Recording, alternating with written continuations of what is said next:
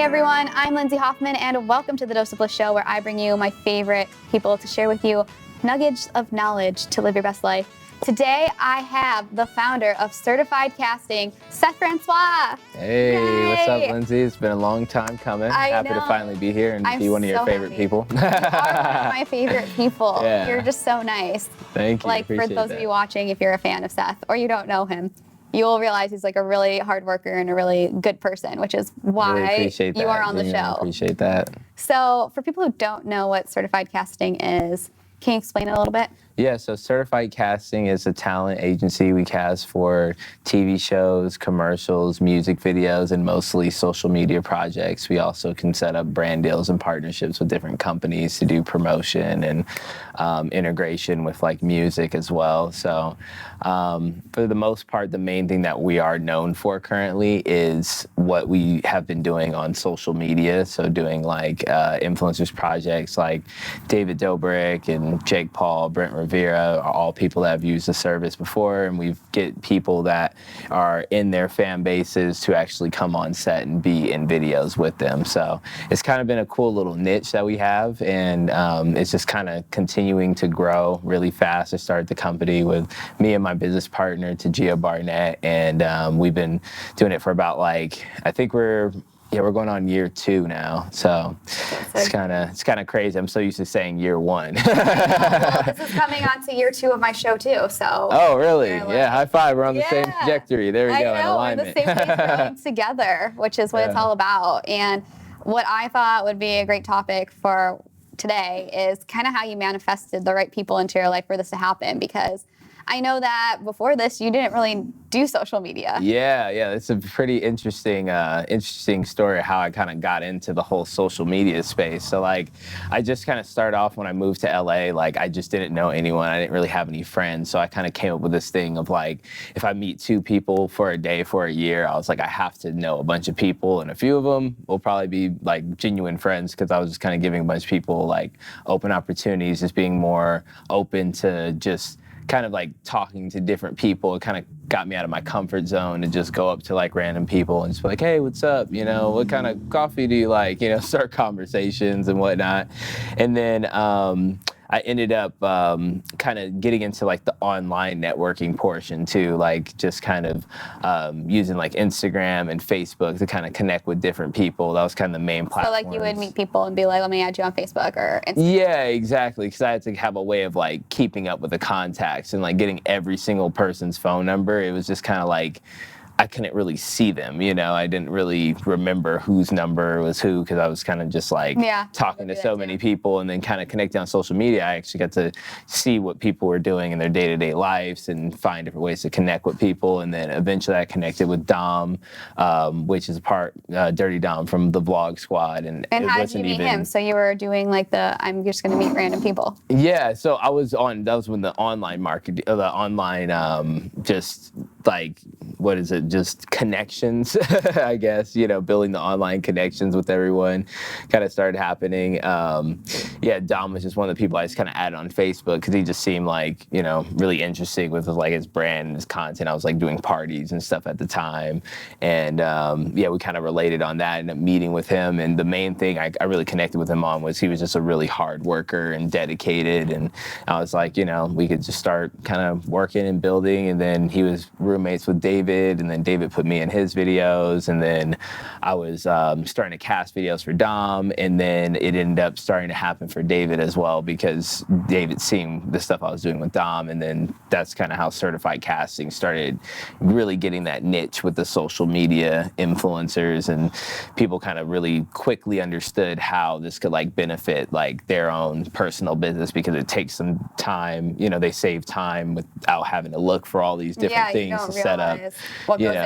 People don't realize what goes into making a YouTube video. And also for those of you watching, if you don't know who Dom is or David Dobrik, they're right now the hottest people on the internet. David has I think 40 million followers. Yeah, it's just crazy, because when I first met him, Dom is on his way up. He already has over 1 million. He was one of the first people on the show, one of the supporters too.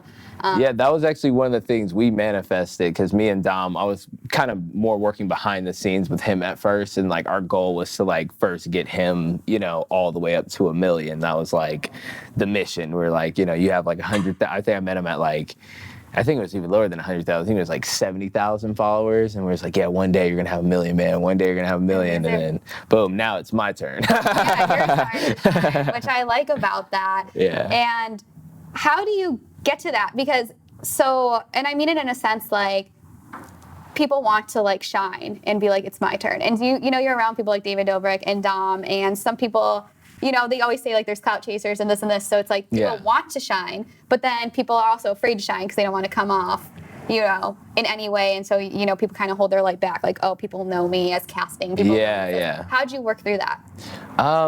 Just like, I think just really just knowing that like you just have to do what like you do, and eventually people are just gonna have to gravitate towards it, or if you realize it's something that you don't want to do, you'll do something else. And it's something that like, I don't know, with me, I just really like helping my friends and people and connecting and just making things just kind of like I don't like creating the scenario. I just like adding value to the scenarios, so it kind of really helps me just keep a peace of mind in my own head by waking up every morning knowing I'm doing something I really like to do. So like if people were like, oh, you're supposed to be music, or you're supposed to be vlogging or doing this, like everyone had an expectation that I was just gonna like really start doing YouTube right when I kind of started getting the YouTube following. But a lot of people also didn't know, like I just had my own personal life things, and I really wanted to establish like also income before I wanted to grow as like an influencer and have more time and finances to put into my content as well. So building a company first was kind of like also a thing I was doing strategically to make sure that I had a foundation before I became like a creator. Being comfortable with like where you're at before getting there. Yeah, exactly. And something I found interesting you said earlier is like you had a goal to meet like 2 people a day. And you were like just open to people. And I like really did that too. It was crazy. How did you do For a that? whole year. Because it's all about manifesting like your dream life and the right people into your life. And part of that is just being open to that. So what drove you to that conclusion? Honestly, just really like open-mindedness. Just like, I don't know, like I just feel like with apps like Uber and now Instagram and TikTok, like the internet and the world and people are just like so connected. And I have like a really optimistic look on the world where I think like most people are really good. It's just like really bad people that are in charge of certain things, So I feel like most of the time when you're trying to connect with people, you have a lot more in common than like you think that you do. And I realized that from meeting all these different people that like there's always something or some interest like that you can kind of relate to with someone that can help you build a relationship with them. It's just if it's worth like taking the time to do it. And I just thought it was worth it for a lot of people. So I think so too, because you'll hear people where they'll be like, ew, like no new friends, like there's even a song about like all that energy, like I don't know, it's like, and you're happy to meet someone. Like I don't even honestly remember how I met you, but I think I was like, oh, I like what you do. You're like going places in your life, like that's not. And Dom was from like my hometown, so exactly. And then it just it happens. Just both people just have to be open-minded enough to just like create that situation. And I think both of us were. We both do different things, but obviously we both share some common interests. Like go for what you want, and you don't like believe like negative. Like you truly believe that people have things in common with you, that people want to make friends versus the opposite. Like, what does this person want from me? You even said it. You think, how can I give this person value? Yeah, and it's also, and that's one thing I was also going to bring up too. It's like, and when you're in life, it's like you have to be realistic. Like everyone has to survive and has means for like their own survival. So it's like you have to also take into account in yourself, like, what you are offering to other people when other people meet you, whether that is just like things you can only do with like your hands or your time. Like you don't always have to have money or have resources to give to someone else. Like back when I first moved to LA, the reason why I kind of got so many friends is because I would just literally take the time just to show up to their events. Like someone will have a music concert and I'll pay, $20, to get in, or even if it was free, I would just show up and just show support. And then I took it to the next level by like inviting other people to come to their stuff. And all this stuff isn't costing me money, it's just taking a little bit of my time and just showing someone that I actually like appreciate them, and then, from just doing that basically for 2 or 3 years, probably like maybe 3 or 4. I was in LA for about like 5 years. I think I like really started like networking and getting myself out there, talking to all these different people, probably like a year after I was there. Because at first I was just in college, just going to school, trying to find myself. I was trying to learn how to talk to people in general. But you figured that out. How did you figure that out, how to talk to people? Did you Google it? Did you get a book? Like, you obviously like had a goal when you were going to graduate that you were going to make new friends, and somehow that was going to like, you were going to benefit them and they were mutually going to benefit you, and it would take you to the next level. Yeah, I just really like most of the stuff I learned just so based off of experience, you know. Like I did, like, I'm not gonna lie, I did kind of read some, you know, so things about like communication and how to like, you know, like talk to people and body language and stuff like that. So like obviously like I read that too. Yeah. So what's the tip you read? This is so seriously, this is why I like the show. You see the common ground of successful people or happy people. It's weird, but we all like do the same things. Yeah, because these certain things, they really actually help, you know, because people don't know that it's like also a learned thing to like communicate. Like you can become a better communicator. You don't have to always be bad at communication. You literally have to learn it. I didn't spend like a whole bunch of time just like reading and studying like how to communicate, just because I was the type of person that just likes to go out there and try it. So I would like read something, like a few pages of something, like, oh, that's interesting, I'm gonna go do that, you know, and I'm just doing it. What's like the most interesting thing you read? Do you remember about body language, about communication that you tried that worked? I'm trying to remember something that's like particular. I'm always bad with stuff like this. Like, it's like, oh, remember this like thing that, yeah, I'm like always like forget. There was like an example of something that I had like read. This was like when I was in college. It was a book called like The Yes Factor. And basically if you want someone to give you a yes, you have like a 95% chance they're going to tell you yes if you literally just say because. Like, I found that so interesting. Like, for example, if you were behind somebody in like for copy machine to like copy papers, and you were like at work or at school, and you just said, can I cut you? Like, most of the time people will be like, no. But if you say, if you just say, can I cut you because I need to make copies, that like gives you a 95% chance that they'll say yes. Yeah. And literally you're just repeating. Yeah, it's just like keywords like can trigger things in people's heads to make them like understand what's going on, you know, faster. Because that's really like all it is. It's just like you just want people to really understand just like really what you mean, you know, because a lot of the times I feel like if you're a good person and your intentions are good, then most of the time people are going to probably want you to do the things that you're set out to do. But the reason why sometimes people won't is because of the way that you're presenting it, you know, like I know a lot, like even in business, it's like, you know, when you come to people with like these ideas, everyone has like these crazy ideas for like how they want to start X, Y, or Z, you know, but it may be a great idea and it may actually be an idea that totally would work, but if you can't figure out how to just communicate that right with someone, whether it makes sense to make money or not, it's just not gonna come off and get someone to want to invest their time or money into it, you know? You have to understand like what the other person is looking for out of it and how to explain that to them. Yeah, exactly. So yeah, it's just about understanding that. And the more you understand that, it just makes it, I don't know, there's just so much freedom in being able to communicate well, you know, like being able to be, you know, in a room with all these different types of people. And even if you're the only type of person that's in that room, you could still like get your point across of like how you feel about something and be able to have empathy and understanding for where other people are coming from. It just puts you in a mindset where like you feel like, you know, basically anything could be talked about because there's just a way that you could talk about it, you know? And then it makes you feel better. It makes you feel more connected and like more like you have a purpose. Exactly. Which is like really cool. And another thing I find cool about that too is even if something's negative, you can like take that negative and make it a positive if you know how to communicate. Like you can change the trajectory of a conversation or of a goal or a business plan. Yeah, I always tell people like I love like having like, like not agreeing with someone and just talking about it, like I love those situations because I know that like either I'm gonna, influence someone else or someone's gonna influence me, and I know I'm gonna take that influence in a positive way, and hopefully the other person can just understand where I'm coming from. But usually if it's a level-headed conversation, like both people are getting something out of it, and you could walk away from the whole conversation and just like totally not even agree, but it's just like, well, I at least learned that like when people don't agree with this, they're gonna think like that. So that's good to know.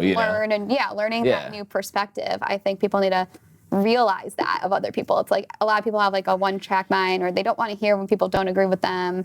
A lot of people just want people to agree with them. And it's, what are you learning from that? You want to have that conversation. And sometimes I find when someone doesn't agree with me, it will take it to a level of what I was thinking to like the next level because I added like their input to it. Yeah, and then you also reinforce what you believe too, because you're like, okay, there's another person communicating with me, trying to persuade or, sway my way of thinking, and then you start thinking about all the ways that, the way you're thinking is right to you, and then you reinforce that, and now you're stronger in your own beliefs. So I think having those conversations is super important. I think like, especially like with the internet now too, it's, we have this like whole, what do they call it?